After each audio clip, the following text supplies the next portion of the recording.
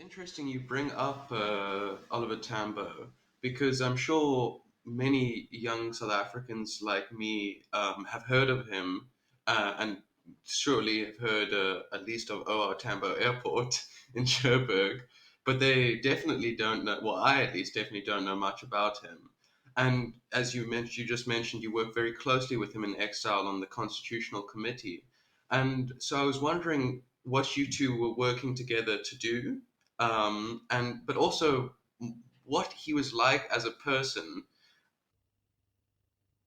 Right. So the first time I worked closely and directly with him was when I'm working in Mozambique, helping construct the new legal system there. And I get a message from reception in the Ministry of Justice that President Oliver Tambo wishes to speak to you on the phone. They're very impressed now that the president of the ANC wishes to speak to me. He asked, can I come to Lusaka? He's very, very polite. He said, if necessary, I can ask President Samora Machel to release you for a while. And I say, no, I think it should be possible. And I'm very curious. And I fly to Lusaka and we go down. It was down off a sanitary lane through the backyard into a very modest office, the office of the president of the ANC. And he asks me after my health and the political situation in Mozambique. And I'm wondering, what's it all about? African style, very courteous. And then he says, Comrade Albie, we've captured a number of enemy agents whom we are holding in detention now. Uh, and there's nothing in the ANC constitution about how you treat captured enemy agents. And of course, political party constitutions don't have anything. You can't imagine the Republicans or the Democrats in America, they might wish to have, or the Labour Party or Conservatives, what do you do with captured Tories? But they don't. So, in a very jaunty way, I say, well, there are international instruments that say no inhuman degrading punishment, no torture. And he says to me, with a very big face, we use torture. I can't believe it. We're fighting for freedom. We use torture. And it ends up with, he says, can I help him and the ANC, the NEC, draft a code of conduct, not only to deal with captured enemy agents, but with comrades who go in for sexual assaults or steal money or drive a car or stab, a whole range of different things. A code of conduct, a form of legality for a movement in exile. And I regard helping to draft that code of conduct. If you said I'm the chief architect of the code of conduct, I'll accept that. As probably the most important legal document I've ever drafted. And I worked on the Constitution. I gave many decisions for the Constitutional Court on important issues. But that in exile, possibly the most important. Structuring forms of you punish people after giving them a hearing, the right of defense.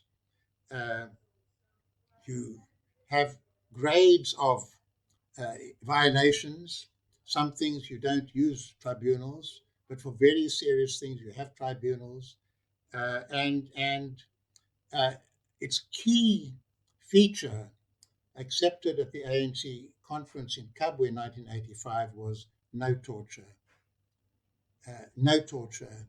And it made a real difference because there have been terrible abuses in the ANC camps, terrible abuses, terrible disrespect for human beings, whatever they might have done, whatever the intentions.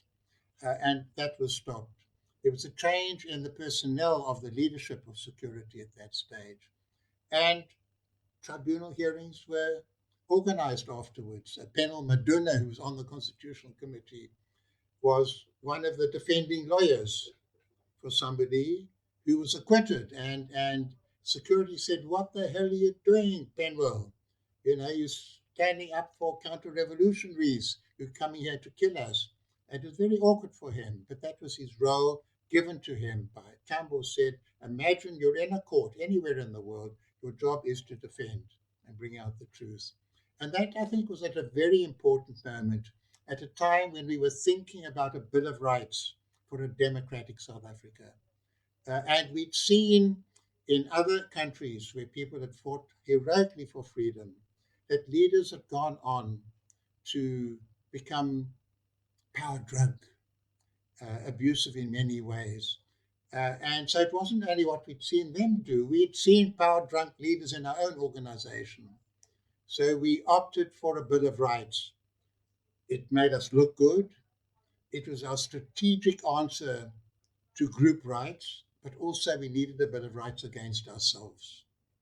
And so by the time we returned to South Africa, we'd accepted certain core constitutional guideline principles democratically by the chosen representatives of the people at the Kabwe conference, at an in-house seminar at the University of Zambia afterwards, at a special seminar organized by the women who were saying, hey, hey, hey, you're not dealing with sexism, you're not dealing with patriarchy, not just there, not just under apartheid, but inside our own organization.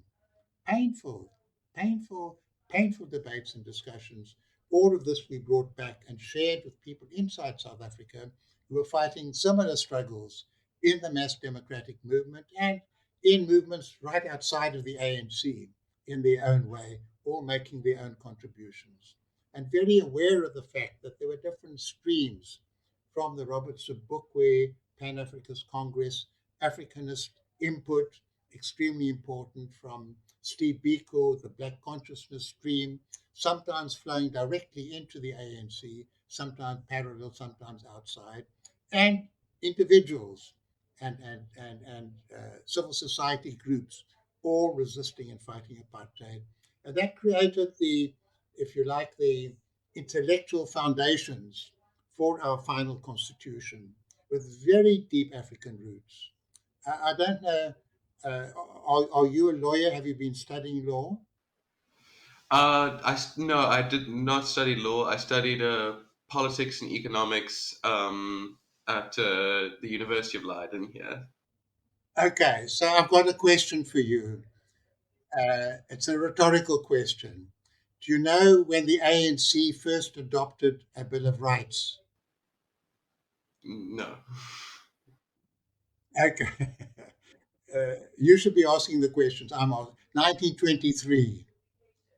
It's not generally known. 1944, during World War II, when Churchill and Roosevelt drew up the Atlantic Charter about freedoms after Hitler, the ANC in South Africa was saying, well, what about us? We sending soldiers to fight against racism, but we have racism in South Africa. And African claims document included a Bill of Rights. You probably heard of the Freedom Charter. That was 1955 at Kliptown. I happened to be there. So the theme of a Bill of Rights then goes very, very deep in South African history, in African intellectual history.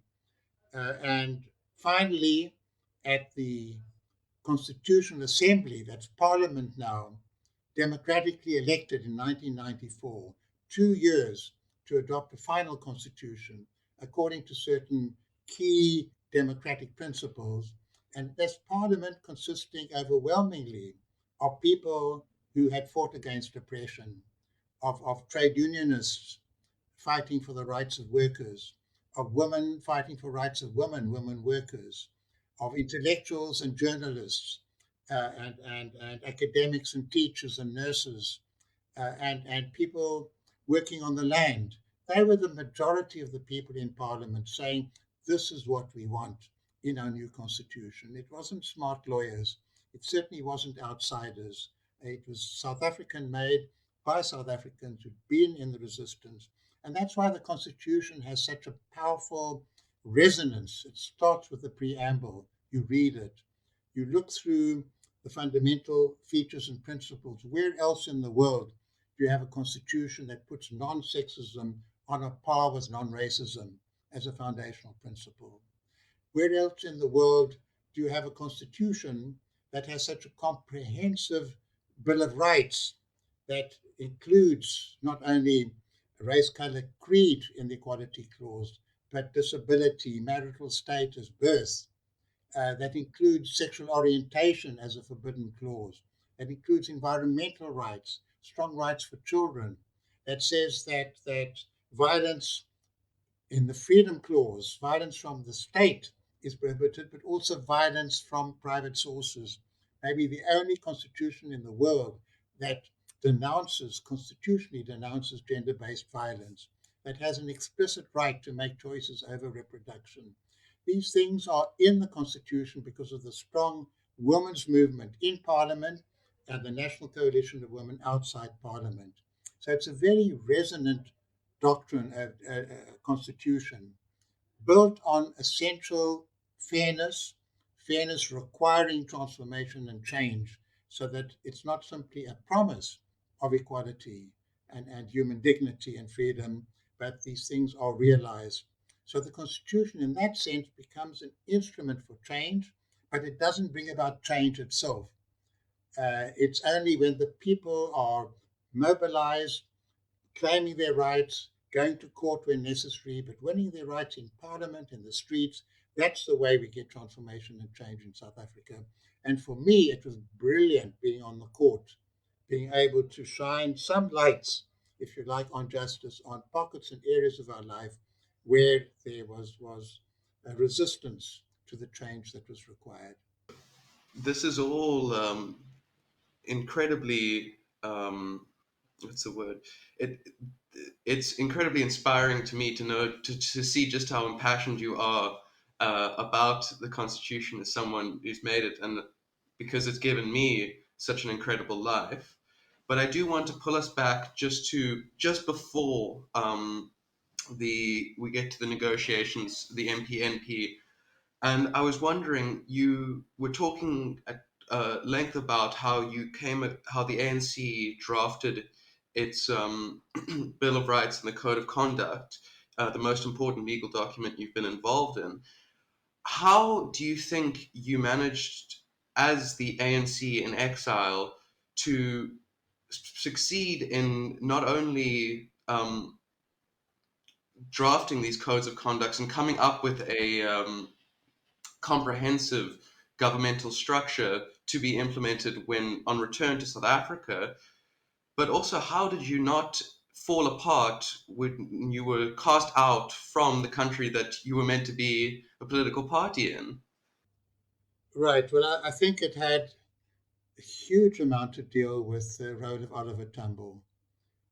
I'm not a believer in the great man or great person view of history, makers of history. But perhaps he was particularly great because he was such a great listener. He was so steeped in the culture and traditions of struggle inside the organization that he was leading, so modest himself, uh, so thoughtful, and he loved ideas and he loved listening to others. And he was very rigorous with language, with thought. It was a pain to be on a drafting committee with him because he just went on and on and on correcting to get it just right. Even his own speeches that looked to be off the cuff and so on, he'd spend a week writing and changing and writing and changing to get it just right. So that was the meticulous side. But there was that deep humanity and embrace. To me, it was a profound form of African nationalism. That was the root of his thinking, the liberation of the oppressed African majority in South Africa. Not an inward looking exclusionary African nationalism, but an outward engaging, all embracing African nationalism. Uh, as a law student, I used to pass by the office, fly when I traveled, not fly, hitchhike up to Johannesburg. I would go to the office of um, Mandela and Tambo just to pay my respects. And either Tambo or Mandela would come and see this young white comrade from Cape Town. I'd be offered a cup of tea by Ruth Mampati. They'd apologize. I could see how busy they were, but they appreciated that I was coming there to acknowledge my contact and respect with them. And that sense of embrace that came with a cup of tea maybe because I joined the Defiance campaign, um, I'd taken the step they'd called upon what they call their white compatriots to take to join them in the struggle, and I'd taken that step, and I felt that all the way through. Uh, I I'm very secular. I fought very hard for my right not to pretend a belief I didn't have. I got on so beautifully with Oliver Tambo, who was due to become an Anglican minister to be ordained in December 1956. He was going to be ordained, he was going to marry Adelaide, and the treason trial. Arrested, thrown into jail, set up a choir immediately, carried on the struggle for years in the treason trial, sent out of the country to keep the ANC together externally, to call for the international boycotts, to help prepare for a return to South Africa. And he managed all those things, never losing his composure, never losing his capacity to embrace different people, and finding strength from having people with ideas around him. So, for example, the critical idea of the Bill of Rights came from Paulo Jordan, a brilliant intellectual, son of A.C. Jordan, the first black professor at the University of Cape Town, a wonderful scholar of also literature. And Paulo was very independent. And he came up with this idea of a Bill of Rights to preempt all the attempts to secure a future for the whites, an entrenched future, a privileged future for the white through group rights of the Bill of Rights. And OR, as we called him, loved having people like uh, Paulo Jordan. He loved people like Mac Maharaj, very brilliant, sharp, spiky, doing underground work, communicating, because his wife happened to work for IBM, I think it was, and the very almost one of the very first users of internet. It's not very well known. It was used to get communication with Nelson Mandela in prison in the 1980s, and he loved engaging with people like Mac, and he loved having people like Ruth Mompati as part of the team. And when people like Ruth and the others were complaining that women were being given the role of sandwich makers and tea makers and typists, and we want to fight and we want to be taken seriously. He loved that challenge, and he said, organize yourselves. Don't just make it an individual coming and speaking to me as president. Become strong as an organized militant group inside the ANC and bring home to all the comrades, male and female, that a huge potential reservoir of energy, of thought, of commitment is being marginalized and suppressed because of patriarchal attitudes. So it was his facility, if you like, of mind, his openness, being a natural Democrat, that made him the brilliant leader that he was. He loved ideas, he loved useful, correct expression, he loved comradeship.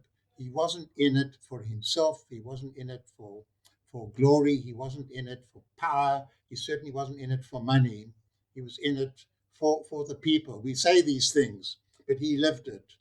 And when the person at the top lives those values, it somehow provides an exemplar for everybody.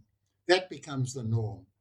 If the person at the top is venal and given to conspiracies and becomes engaged in corruption and so on, that becomes the norm and that has to be resisted. With OR, in circumstances of exile, he represented everything that we were fighting for, that we believed in, the moral, the intellectual values, the sociability. We didn't use the term Ubuntu then, but if you like, Ubuntu in action, in very, very powerful ways. That's why, I belong to that generation who remembers him and Albert Lutuli before him with enormous respect and honor and pride.